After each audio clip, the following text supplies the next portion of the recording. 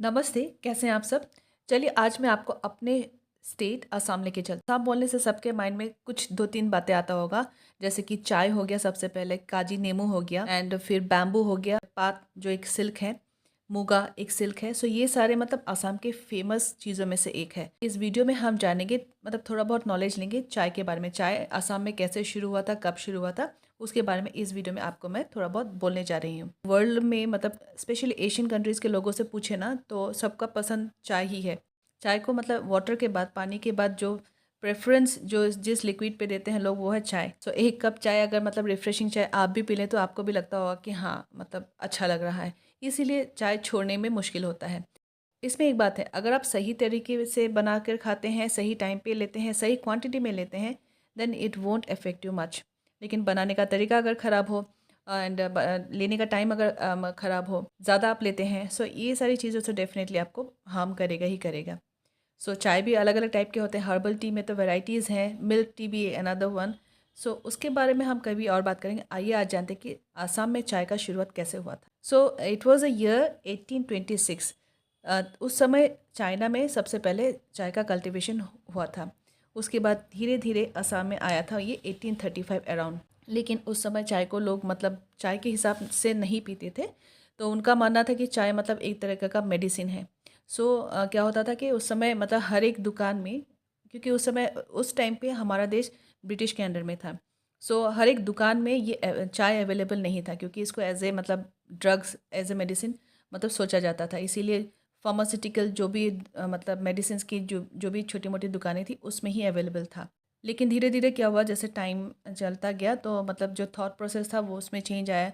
फिर साइंटिफिक के लिए भी मतलब इसको और ज़्यादा रिसर्च किया गया एंड पाया गया कि ये उस तरीके का नशा वाला चीज़ वैसे नहीं है।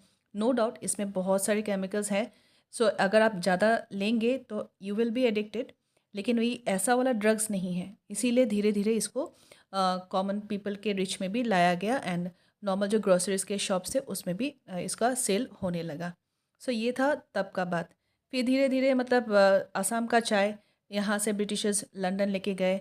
लंदन में जब ये चाय काफ़ी पसंद आया तो वहाँ के लोग ब्रिटिश उस समय उनको लगा कि हाँ, कि इस चीज़ का अगर हम खेती अच्छे से करें तो हमें हमारा जो है लाभ होगा। फिर उन्होंने वहाँ से मतलब लंदन से जो लेबर्स हैं टी प्लांटेशंस में काम करने के लिए लेबर्स लाना शुरू कर दिया।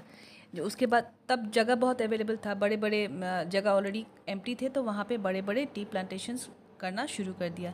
एंड इसको देख के जो असम के जो लोकल लोग थे उनके माइंड में भी आया कि हाँ, हम भी ये चाय का खेती कर सकते हैं। एंड असम के जो सबसे पहले जो चाय के जो सबसे पहले किसान थे उनका नाम था मोनीराम बोरभंडार बरुआ, जिनको मोनीराम देवान के नाम से भी मतलब जाना जाता है। असम के बाद फिर धीरे धीरे आपके वेस्ट बंगाल, फिर साउथ इंडिया में भी इसका कल्टीवेशन होने लगा। एक्चुअली मतलब आप इन जगहों में अगर आप देखेंगे ना, टी प्लांटेशन के लिए कैसा चाहिए होता है ज़मीन, जैसे स्लैंटिंग हो, जैसे पहाड़ का जो ढलान होता है वहाँ पे पानी रुकता नहीं है। पानी चाहिए होता है लेकिन पानी रुकता नहीं है, ऐसे ज़मीन चाहिए होता है। साथ में जो क्लाइमेट है वो वार्म वाला क्लाइमेट चाहिए होता है। तो ये सारी चीज़ें ना असम हो चाहे इन सब एरियाज़ में, वेस्ट बंगाल या फिर साउथ इंडिया में अवेलेबल है जहाँ टी प्लांटेशन होता है। आपने देख लिया कि किस तरह से शुरुआत हुआ था, कौन थे सबसे पहला असम के किसान जिन्होंने ये टी प्लांटेशन शुरू किया था। टी के भी काफ़ी सारे वैरायटीज़ है, जैसे पीको हो गया, ऑरेंज पीको हो गया, गोल्डन पीको हो गया। सो इस तरह के काफ़ी सारे वैरायटीज़ टी के मिलते हैं। काफ़ी सारे तो एक्सपोर्ट इम्पोर्ट तो होता ही रहता है and Assam is one of the famous among this tea plantation. किसने बांधे तिरकेश ये कारे कारे हरे, किसने बांधे तिरकेश ये कारे कारे हरे,